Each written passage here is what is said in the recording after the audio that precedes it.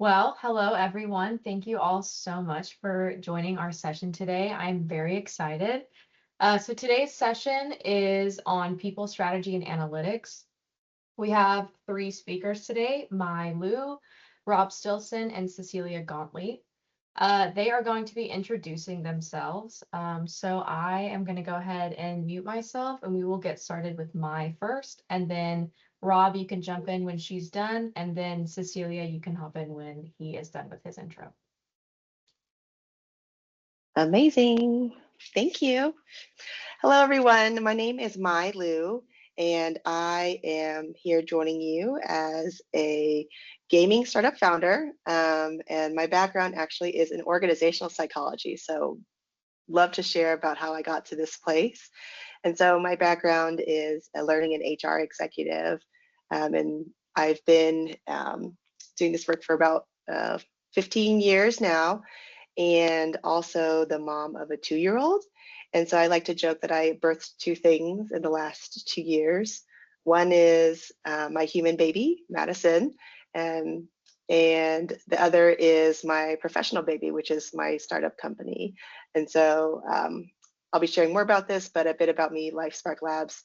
I serve as the Chief Impact Officer of LifeSpark Labs, and we are the roadblocks for careers. So we help young adults figure out their career paths and build the skills that employers are looking for. So really being able to have this dream job where I can combine my people strategy, my people analytics experience, and democratizing that information for young people as they figure out their career paths and what it takes to be successful at different companies that they work for. After the quick intro I did, I wanted to kind of double click on how did I get to where I am today and what was that path for me. And I'll start with the fact that there is no such thing as a singular linear path.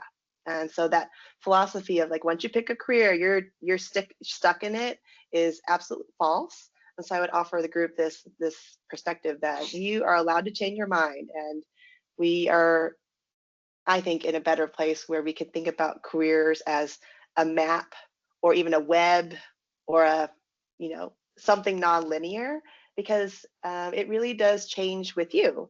And so a little bit of context about me and how I got to where I am.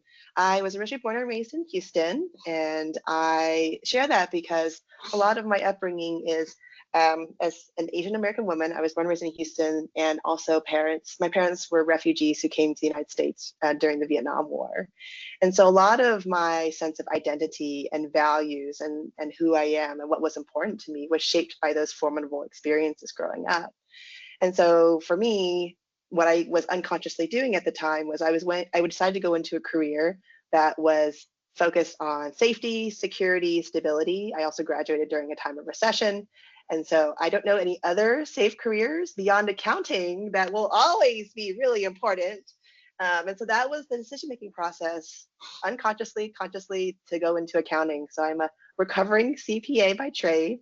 I got my CPA license after graduating from the University of Texas and became a consultant at PwC, one of the big four accounting firms. And spent four and a half years in that schoolwork, got my master's in it, and then started working. And then I realized that I hated the work.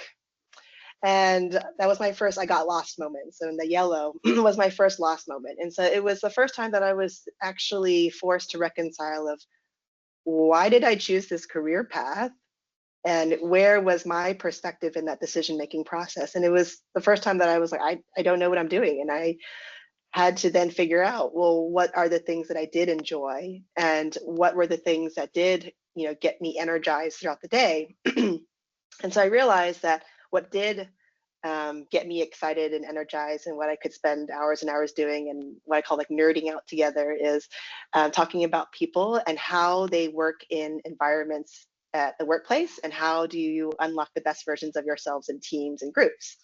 So then with that information, I literally just talked to anyone and everyone. So I happened to find out from a friend of a friend of a friend about this weird field of work called organizational psychology, which I literally did not know what that meant.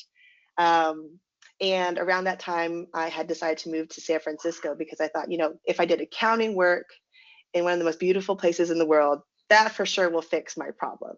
And it didn't.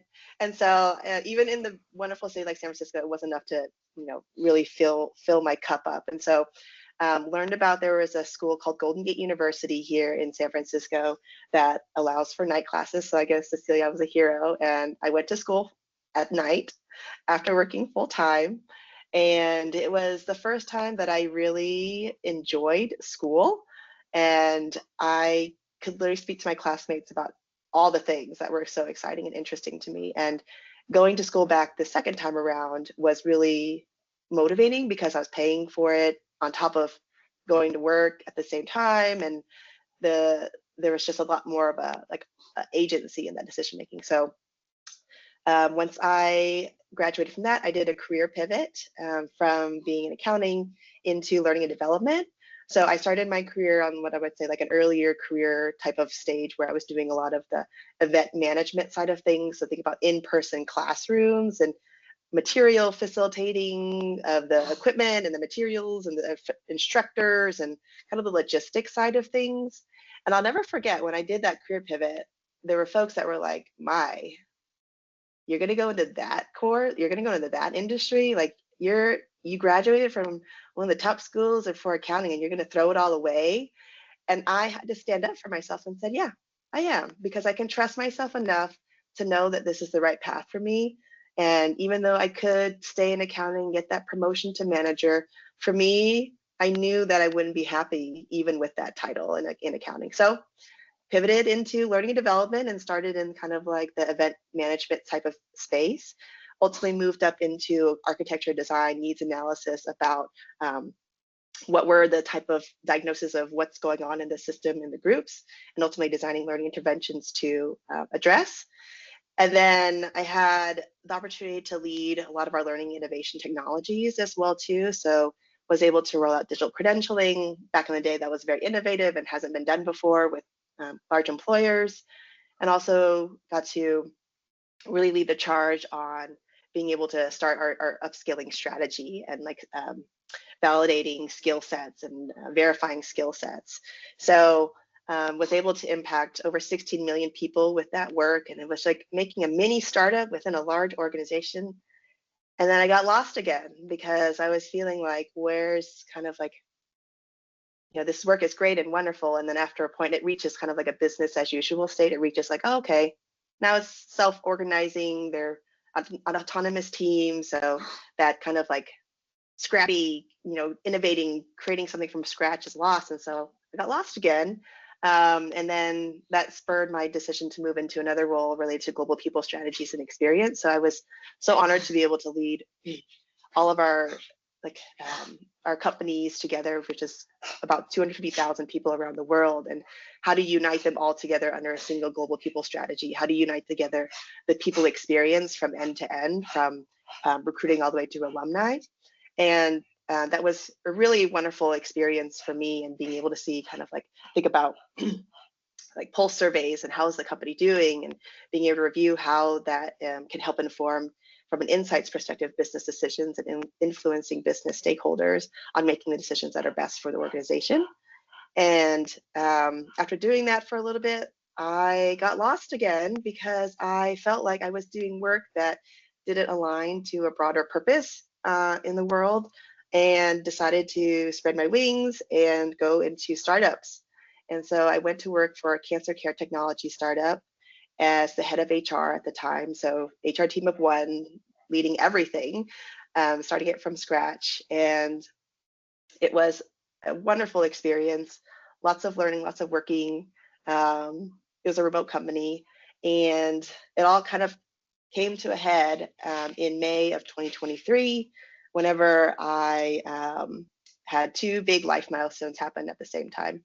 One was the birth of Madison, my 2-year-old, after a difficult 4-year fertility journey. And the other big life milestone was I was laid off from that tech startup. So that's the dark side of startups, right? They don't always last. And we got to talk about that risk that you take on. And so talk about being shaken to my core about my sense of identity and self, and who am I now as a mom, a parent. I've never done this before. I'm sleep deprived. I'm lost. And now also I have no sense of self from a work perspective, because I've been working so long, and this is my first time I'm forced to separate the two. And who am I without work now?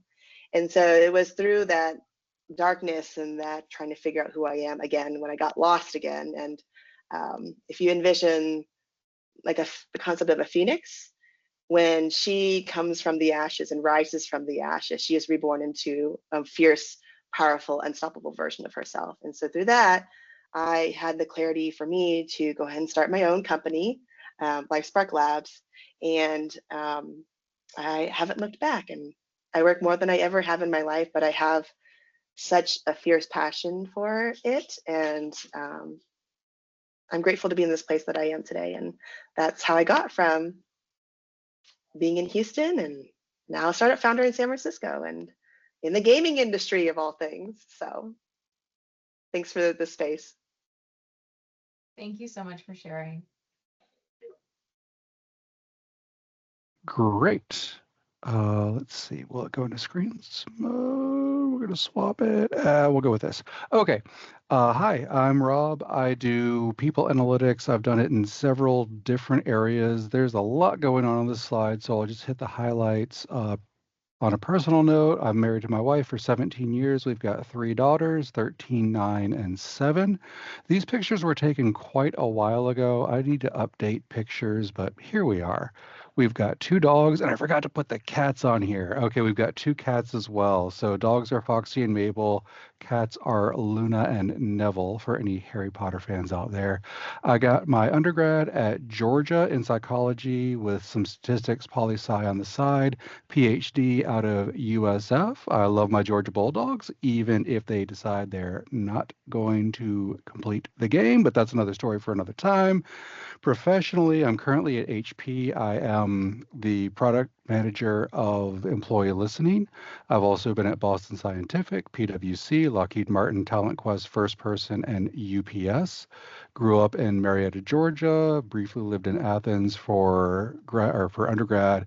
Went to Tampa for graduate school, and now back in Brookhaven, Georgia, a suburb of Atlanta. And I also have an amazing side gig as a professor with the University of Georgia in their I-O Terminal Master's program, where I teach advanced analytics and have a ton of fun doing that. So that is me. I just had the one slide, but I'll elaborate a little bit. I've worked in companies anywhere from 50 people to 400,000 people. I've been remote for over a decade now. I do predictive analytics, natural language processing. Love to talk about it. I also love to network. I'm part of a couple happy hour groups in the Atlanta area, so I'm happy to chat about that as well. But yeah, that's me. My name is Cecilia Gaultney. So I'll just go through the first couple of slides of what I have prepared for today to give you an initial heads up. So I am a senior industrial organizational psychologist at C2 Technologies right now. I'm an on-site contractor for the United States Secret Service. So that means I'm, embedded in their teams, work with them every day, do whatever projects they have going on. Not, I don't work with multiple different teams. And my education, I'll go back to that other slide when we get into the depth a little bit, but I went to Drexel University for my bachelor's in psychology. I did their 5-year program. If you're not familiar with Drexel, they have these 5-year programs where you do 3 6-month-long full-time jobs. So those are the ones listed there: direct support professional, psychological services center, and a case manager for sex offenders and domestic abusers. Those were pivotal to my career. We'll get into that later, but they really helped me decide what I wanted to do. Then I went to the University of Maryland, Baltimore County for my industrial organizational psychology Master of Public Studies, and I did my capstone at the job that I was currently at, which was Talent Executive Search, an executive search firm. Since football has been mentioned, I currently root for Tennessee, and I understand you're playing with Georgia this year, unfortunately. So they beat us, but then they had a rough go the next week. why I chose industrial organizational psychology. One, psychology classes in high school were very interesting to me, so it was a pretty easy choice there to go into psychology in general. But I don't think there are many programs that offer I-O psychology at the bachelor's level. I think that might be becoming more popular, but certainly wasn't when I was going through school. I thought I wanted to do clinical. I was not correct.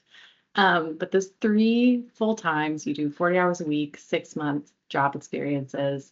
I realized honestly that there were still a lot of workplaces that were making it much harder for people to do their jobs than was strictly necessary. And I wanted to try my best to fix that. Basically, I was like, can we apply psychology to the workplace? And the answer is yes. If you're here, you've already figured that out. But I had to figure that out for myself. So again, that was why those Drexel co-ops were really, really helpful for me. And then this is a little bit more on kind of my background. So while I was in grad school, I wanted a job that I could do that was more flexible, right? I was doing night classes. Some people are absolute heroes and do a 9 to 5 and then go to their 6:30 p.m. class. That was not me. So I did executive search for a little while, which I will say for me has been incredibly helpful when you have to interview because you've been on the other side a ton of times. So it makes you much, much better at interviewing. I think I got really lucky at, getting into this field. I've obviously transitioned away from it and I knew that it was probably temporary, but I think it's provided me with a really good base. The other thing that I got into other than just executive search and building structured interviews for different kinds of positions so that we had a more science-based approach than just, hey, it's vibes. I researched and selected a leadership assessment that we would administer, and I selected Hogan. There's a ton of good ones out there, not sponsored. But then I also got to, provide feedback and do some very brief sort of coaching-esque feedback sessions with the Hogan assessment, which was really enjoyable for me, and I would love to get back into that if that opportunity presents itself. Then I got into what I'm calling my quote unquote proper I-O psychology jobs, but lots and lots of air quotes there because there are so many different ways you can apply I-O psychology, no matter where you are. And some of these even were a bit of a stretch.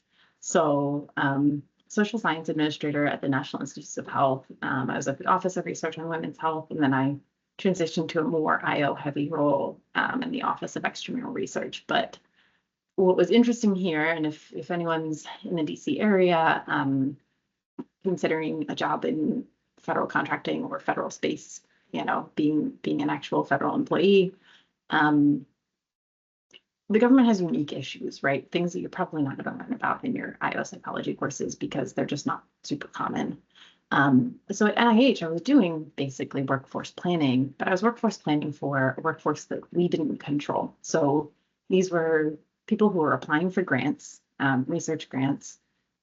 So we were in control of kind of the selection process, right? So the grant application review, and we were in charge of reviewing kind of the ROI on the grants and how these people's careers ended up long term.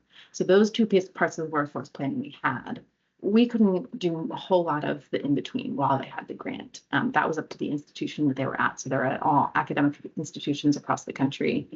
So it's not your typical I-O, but it was really interesting to try to apply I-O principles as well as I could to a workforce that I didn't have direct impact over while they were actually working for the NIH. So that was my role in the National Institutes of Health and in both roles, basically. I wouldn't necessarily say it was typical I-O work, but I think that I-O teaches you to, think on your feet and use the tools you have to do what you can. And then there was also a lot of program evaluation. You get into any government job, there's going to be lots of opportunities for program evaluation, and probably ones that haven't been done in 10 years, unfortunately. So that's what I ran into there.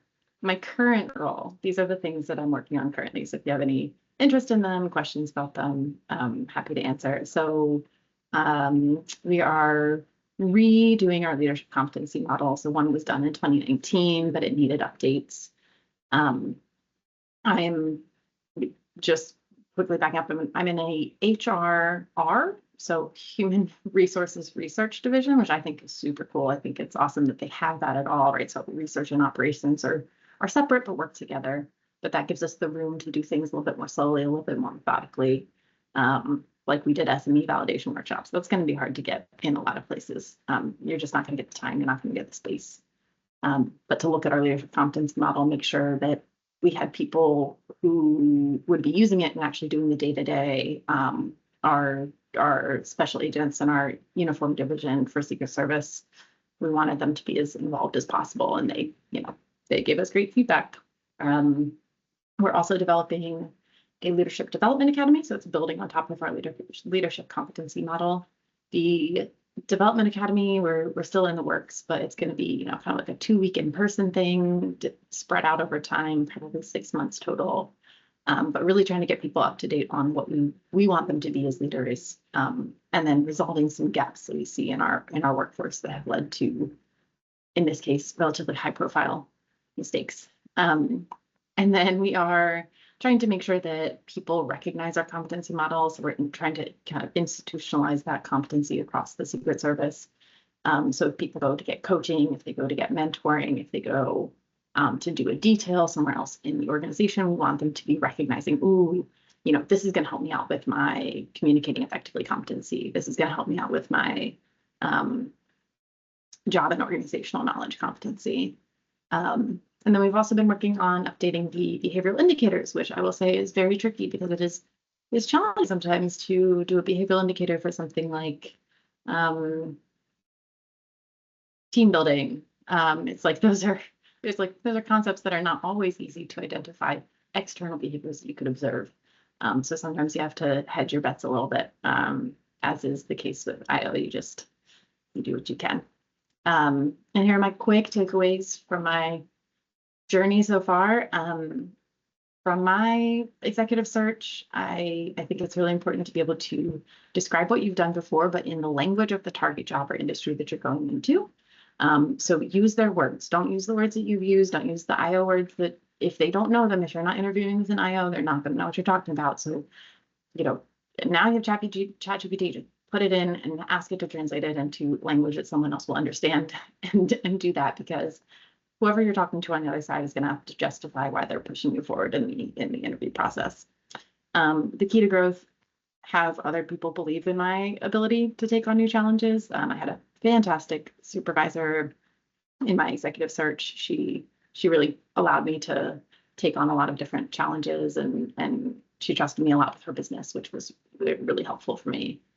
Self-advocacy. So I encourage you to advocate for yourself, because yes, it's lovely to have other people believe in you, but that is not always going to be the case. So you have to advocate for yourself, and that is exhausting sometimes, but more than worth it. Pacing, burnout is real. It happened to me. It doesn't benefit anyone. It doesn't benefit your employer. I think we should all know this as I-O psychologists, but please, please, please keep an eye on that for yourselves. And then leave jobs that are not a good fit. Get out of there. Is my recommendations for that. So that's my quick kind of recap of how I've gotten to where I am. All right. Thank you guys so much. I know there's some in the chat here, so I'm just gonna start reading these off. And if anyone else thinks of anything, like I said, feel free to raise a hand or type them in the chat. We'll start with Danielle asks, this one's for Celia specifically, how did you come across your current role in Secret Service? And Rob also asks, do you have any kind of special security clearance? I'm interested in this as well. So. Yes. So it is, Secret Service does their own security clearance process. It's the easiest question to answer, so I'll start there. And it's not exactly the same as the top secret process, but it's similar, and it is still in progress for me. So that's how that works. It's a long. Let's see. I think I officially got my acceptance letter last April, and I still don't have a final answer on that, but they talk to a bunch of people and they have you fill out a bunch of forms. So yes, even contractors for the Secret Service have a level of clearance. How I came across it, networking. That is going to be the answer, I think, for so many people. And I'll be very honest, sometimes that frustrates me, right? Like, if we had better ways of determining merit, I think we could do better. Do we have them yet? Not all the time. Do we implement them yet? Not all the time. But I had met up with someone at PsyOp, highly recommend going, and, you know, and trying to meet up with people and have lunch with them and just have an individual conversation with them. I know speakers are often very happy to chat with you. They are just other people in the industry. They're not superstars that they seem to be, although they are also in different ways. But I had met this person, you know, 6 years ago or something, stayed in touch a little bit. And then she had posted a job on LinkedIn that she wasn't hiring for directly, right? Because she is on the Secret Service side. I had to get hired through the contractor. But she encouraged people in her network to apply. So then I ended up in this role. So it's the networking is important. And I am an introvert, so I feel everyone's pain. There's an introvert out there, but it can be done. It does not have to be, you know, quantity, it can be quality. Absolutely, that's great. Just to continue, since we've already been talking here, Peter asks a more specific kind of technical question in regards to leadership competency models. How do you decide which competencies should be evaluated as part of a performance appraisal, and which ones are assumed to be held by all leaders? Goes into detail. I worked in a leadership competency model for his internship, and it was hard to generate / adapt competencies in the context of performance appraisal. Primary purpose of why this org is adopting a competency model, because would either have too many competencies that become impractical to measure, or too few that had too general definitions and many different behavioral indicators. Yes. So ours is still technically somewhat separate from our performance appraisal process, unfortunately. That is because our performance appraisal process is tied to the Office of Personnel's management performance appraisal process, right? It's all the red tape. So we're allowed some leeway, but not as much as we would like. So there is a, standard performance appraisal process, but the way that we implement our leadership competencies, we have 11 overall competencies and then some kind of like sub competencies under there. I inherited a system with sub competencies. I do not recommend that. I think you can group them, but ours is not the ideal model. What we are planning on is doing, kind of a gap assessment. So individuals can, they're going to be reading through and rating themselves on a, I display this behavior and then we'll describe the behavior. Sometimes I feel like I display this, well. Most of the time, I feel like I display this even in tough situations. And then like I display this in all the tough situations. I'm very confident in it and I can model it for the people. So we're going to have people, look at specific behaviors, not just say like, can you communicate effectively? Because people are probably going to say yes.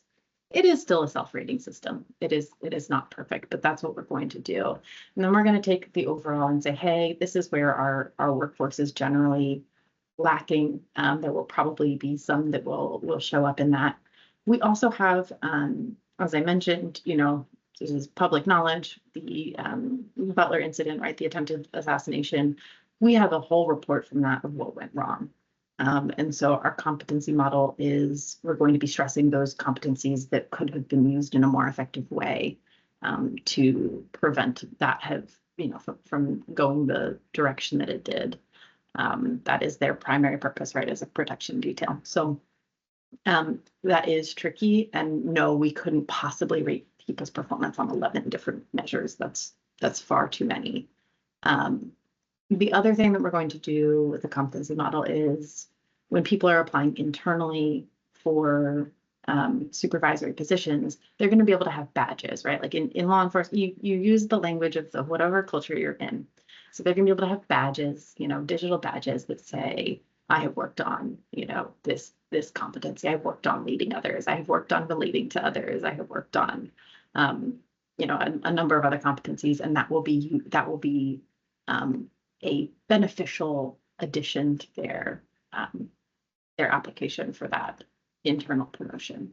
So hopefully that answers your question, but I do feel the struggle there on wanting the competency model to be as relevant to people as possible. Otherwise, they're not going to care about it.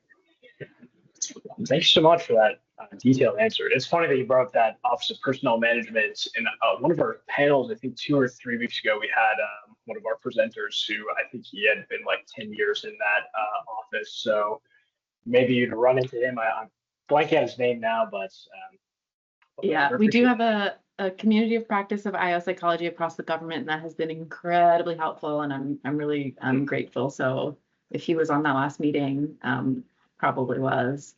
There was a good discussion about the changes that are upcoming from the executive orders. Absolutely. Okay. Okay, switching gears here to my Danielle asked, what was the most challenging thing about starting your own company? I'm sure you have many, but if you could give us one. Yes, there is definitely a lot. I would say one of the most challenging things is balancing what you want to do with what a market will demand. And what I mean by that is we are all talented, wonderful human beings that have so many different things that we contribute to the world. That intersection between what you can contribute to the world and what a paying customer will be willing to pay for is really that intersection. So like if you're familiar with like the Ikigai, there's lots of different frameworks around career development, but intersecting what you want to create, build, provide services for, and intersecting that with another individual's problems enough to where they're willing to pay for it is really where one of the biggest challenges, because I'm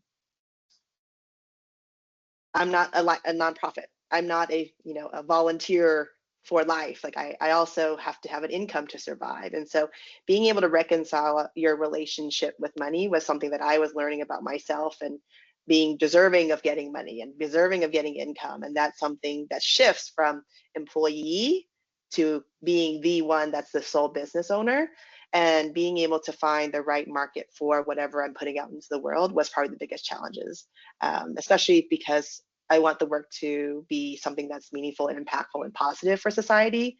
And sometimes that doesn't always lead to like the largest demographic of audiences. And so finding what that unique niche is, and what is the pain point that people are willing to pay for, and what is that pain point in regards to my skill sets and what domain knowledge and what area that I want to put out from my business perspective. So making sure to do that research and due diligence in the beginning, rather than just, I'm just going to do this and make sure and see what happens. And you can actually do so much with AI now that can help you test drive personas, test drive product results, and reactions to different things that you offer, without having to put in all the money and energy after building the thing at all. And same thing with learning development. Like you can build learning personas that you can test out different features of your programs and see what the your AI persona says about the learning experience. And so really leveraging AI to hyper test and bring data into the decision-making process helps with solving some of those big problems of making sure you're solving for the right problem with your customers. Absolutely, yeah. Thanks for that answer too. That was very detailed. Evan asks a great question. You're very relevant to Bree and I, as we're both terminal master's students. He asks, do there tend to be different industry placements for practitioners with masters versus the PhD or an MS in I-O? And what kind of jobs have you guys seen in your industries for like people with our degrees, pretty much? I'm happy to jump in on that one. I would say yes, sort of. I'll give you the I/O answer. It depends. It seems to be a lot of them are looking for a proxy of experience, and sometimes the PhD will open some of those additional doors.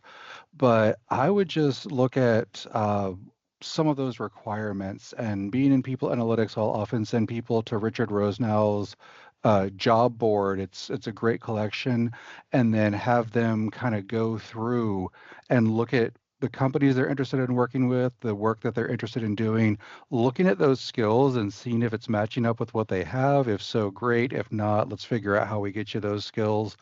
But it can depend. I've seen R&D roles tend to like a PhD a little bit more, I think, just because they know that we've been in the weeds. And then there's some of those more applicable roles where maybe an MA or an MS would fit better. But a lot of times, and I'll just echo the networking aspect of it. Talk to a lot of people. Be genuine about it, but oftentimes you can see. I try to teach my students have the jobs find you rather than you finding the jobs, because sometimes somebody will reach out and say, "Yeah, we've been chatting about such and such, and we got a role opening. Would you be interested in that?" And even maybe it's only a 60% match, but you've just clicked with them, or you've clicked with the company culture, and it seems like that can overcome a lot of the stuff that maybe isn't on your resume or isn't totally fleshed out. So, yeah, also if you're looking for work or you're trying to make a change and you keep hearing about certain skills, KSAOs that are repeated, make a note of that. And if you've got them, great. If not, figure out how to bolster them. I've got a ton of stuff. I could do a 6-hour presentation on that. But yeah, it can slot you into those different roles. But ultimately, I think that you can choose that path or figure out how to get more on a path that aligns with what you want to do. Yeah, and I would echo that as well. I'll say from the government side, I've been both government and government contractor. Um, Government, works in a way where they are not basically allowed to. Their OPM goes through and looks and sees whether or not they're asking for too many credentials for certain jobs. If they're like, no, a master's can do this. So in the government industry, a master's will absolutely get you into most of those jobs. Now there is sort of a two something your bump in your pay grade if you do the PhD. So it's not not worthwhile. But in government, a master's tends to be for most positions that are at the professional role level. You're not capped at your promotion potential at least. And then the other thing, I think Rob talked about this as well. Where can you learn while you're on the job, right? So I took a Python course while I was working because that was relevant to what I was doing. There are so many courses out there. Yes, I would have learned that more and maybe spent more time, who knows, in a PhD program. But there's a lot of work out there, and if you're doing it on the job and then you're applying it, and then you can list it on your resume, it takes a little time to get there, but that has worked out well for me. No one's been, oh, I don't think that counts. So Yeah, echo the same that everyone has shared so far. And having been on like the HR side and the recruiting side of things and looking at job postings and looking at candidate resumes, Rob, I love what you said about years or schooling or your credentials being like a proxy. But at the end of the day, I think that I heard this on another panel, it was really well said. It was like a hiring manager looks for two things. One is transferable skills. So whatever you did you do this at another org or place or group? And then two is applied experience. So doing the theory, the work in an actual work setting where there were stakes at play and not from like a classroom safety environment. So like it's something that you did as a project, like if it failed, like in school, you had your professor or you had the school to clean up the pieces in case it messed up. But like when you have to do it on your own, or there's like we're volunteering for a nonprofit, that also applies as applied experience. So finding the most environments that you can actually demonstrate skill sets with a group or an organization where what you are doing contributes to an actual business, for profit, not for profit, not really that critical. Transferable skills or applied skills is really what the proxy is. And between an MA and MS, not really a big difference. And it's the skill acquisition and the task acquisition that's most critical, especially as AI is automating a lot of things. Knowing about the skills is not enough because now you have to draw the insights from a lot of this work too. And that's the stuff that we're as humans do better than AI does. I want to just add to the end of that question. If y'all have anything to say about if you just stuck with a master's or if you went with a PhD, why did you do that? Because that's been a question that's come up in a few of our panels. So if y'all have anything to input for that, feel free. I'm happy to jump back in if y'all like. Yeah, so I was kind of PhD or bust for reasons. I don't know what those reasons were, but with the South Florida program that I was in, we got a master's along the way, but you were expected to go all the way for the PhD. And I thought I may go into publishing, become a professor at some point, but the more that I experienced the applied world, it appealed to me a lot more.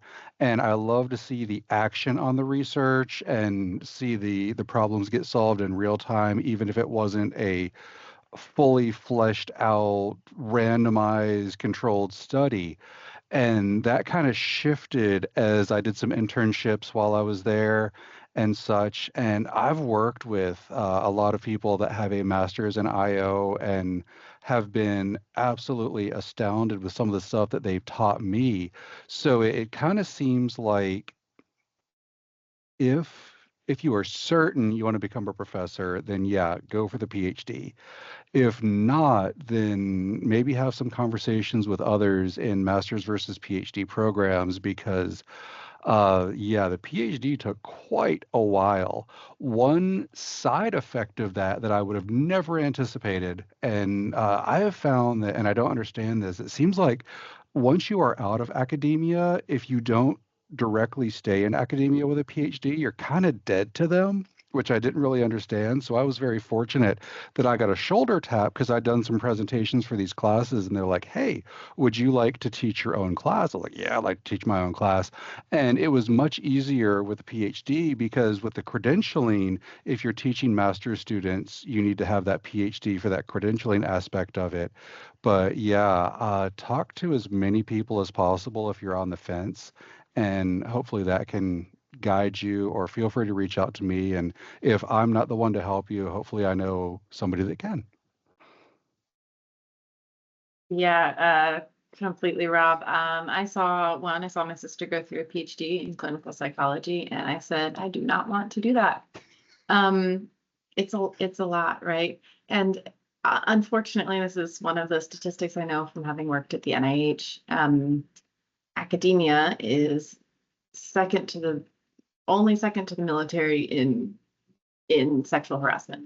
It is just an incredibly hierarchical structure, and that can cause, as we know, human beings in a very hierarchical structure where you're dependent on your mentor.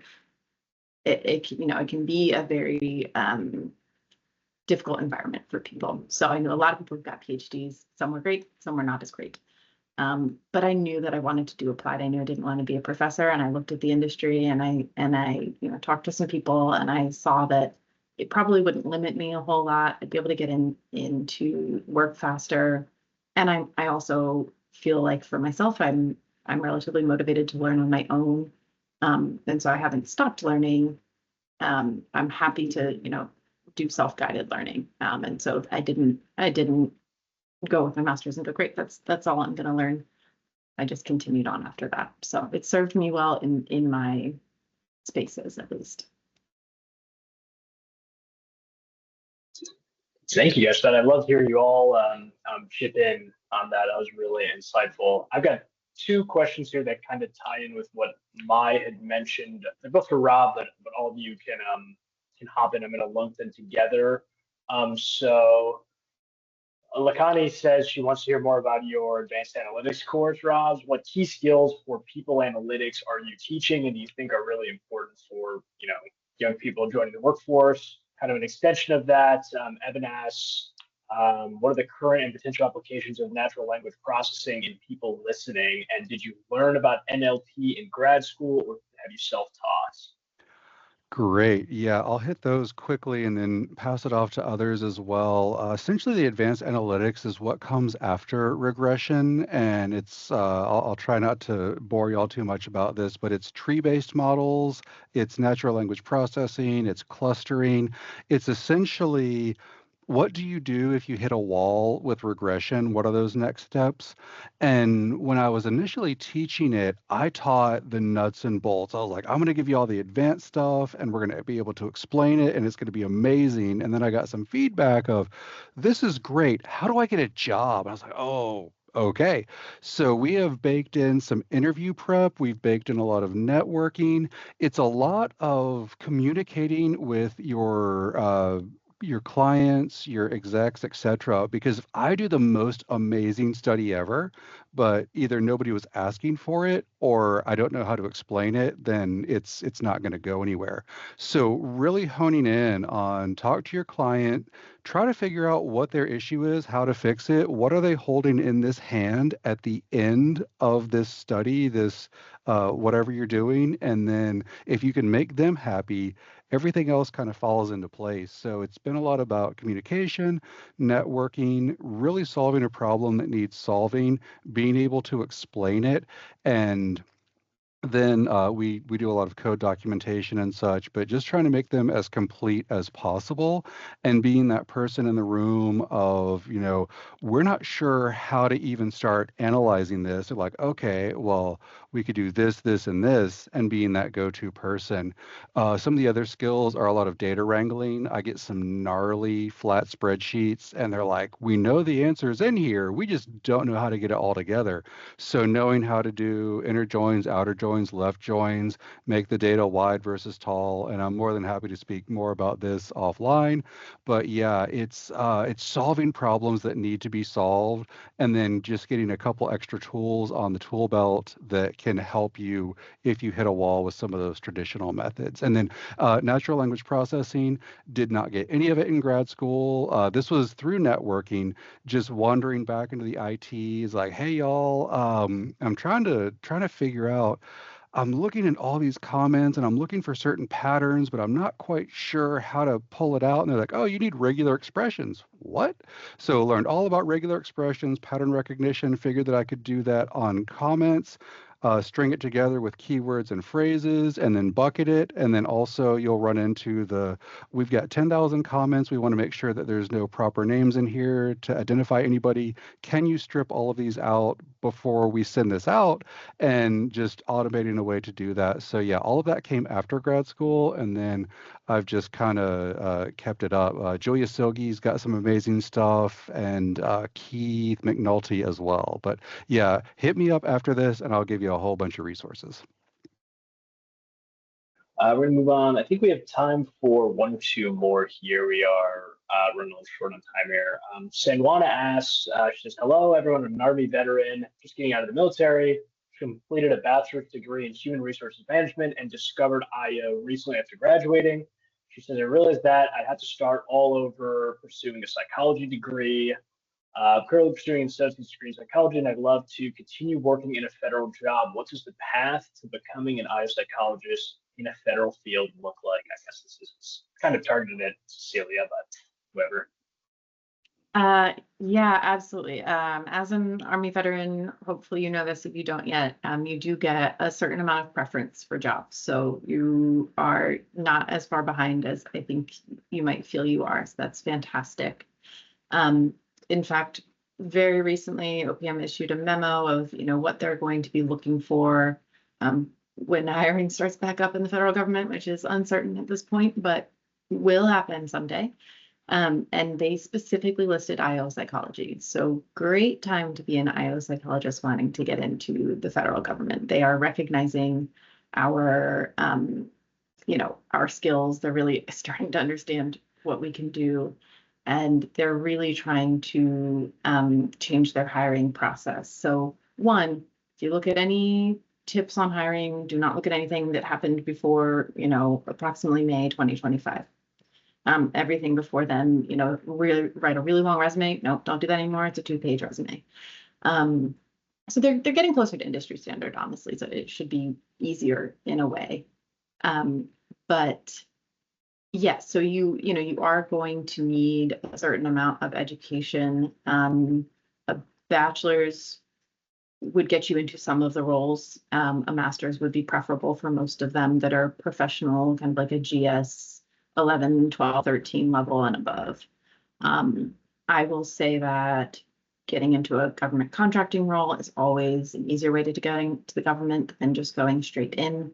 Or we'll look at Secret Service once hiring starts up again. They have a great I mean, they've just got some really good IOs that have been there for a little while. They have a great like student program. And so, you know, you could do 6 months of that. They don't pay super well. Just be very honest about that. But then I have seen them hire so many people after that student program, and then you're hired into a professional level role. Also feel free to reach out to me after this as well, and I'd be happy to, you know, talk, chat, whatever would be helpful. So yeah. One comment I would add is that I think someone said earlier that don't use words that are like I/O jargon.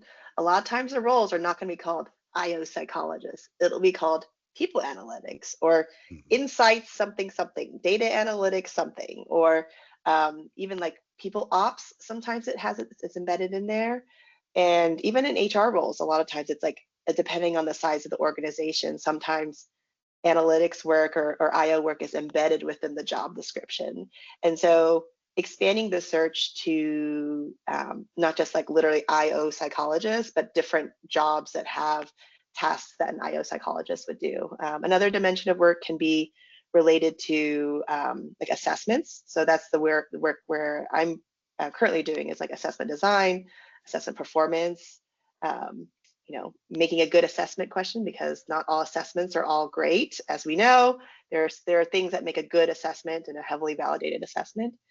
There's other things to think about from like a, you know, instead of looking at like the internal organization as your client, you can think about it from analytics work for a product or a service that's being externally distributed. So the skill sets definitely apply around like product analytics or product performance, especially if the service or product is related to humans, and most products and services relate to people. And so there's definitely things that can be transferable between an internal organization as your client versus like an external product offering as well too. So just being really kind of getting a sense of the job descriptions and the job titles not necessarily meaning anything, because sometimes organizations don't know themselves. And honestly, a lot of people are really bad at writing good JDs. So it's food for thought and just absolutely second that. My first role was, you know, health science administrator, but it was program evaluation. It was workforce planning. So yeah. Excellent. Thank you so much for that. Is there any other questions? Does anyone want to get one here in at the end? Something quick. I did want to ask you, Cecilia, just more of an observation than a question, but just looking at your LinkedIn, I think you're maybe the only person I've ever seen who's not a professor who has I/O psychology in their like job description. I think I've ever seen anyone that's like, I just am an I/O psychologist, so just kind of parroting. Yeah. I can only thank Secret Service for that one. That is the job title that they have assigned. So and a number of us, I think 1 out of 5 of the I/O psychs that I work with have a Ph.D. So yeah. Oh, okay. Fantastic. Well, all right. I guess we'll wrap up here. Everyone stay tuned on our Houston I/O Psychology Network, like LinkedIn, and Brianna's LinkedIn as well. We're going to be doing another session, same time next week, Monday afternoon. But thank you so much to all of our wonderful speakers. You guys gave really fantastic insights into career and opportunities, and we really appreciate it. Thank you, guys. Thank you for I just having wanted us. to add really quick. So our session next week is actually going to be at 5 o'clock instead of 5:30, and that's going to be Central Time. And we're going to be going over talent management. So we have 3 speakers who all work within talent management. From the turnout of this one and from a lot of the things that I've heard people tell me directly, people strategy and analytics was a very, very high point of interest for a lot of our audience. So I might try to put together like a bigger panel sometime in the future with more speakers who do people analytics. Again, these are all of our numbers people, so it's a very specific niche. So I really appreciate all of you for taking the time to answer questions and give all your stories. I did send in the chat everyone's LinkedIn. I put our I/O or Houston I/O Psychology Network group, my LinkedIn, Kale's LinkedIn, and then all 3 of our speakers are linked as well. So when I leave the meeting, I'm not going to end it for everyone. I'm just going to end the meeting so that if people want to linger to keep all those links, you can. All right. Well, thank you all so much and have a great rest of your day. Appreciate it, Thank guys. Thanks for you. having me. Good Bye. night.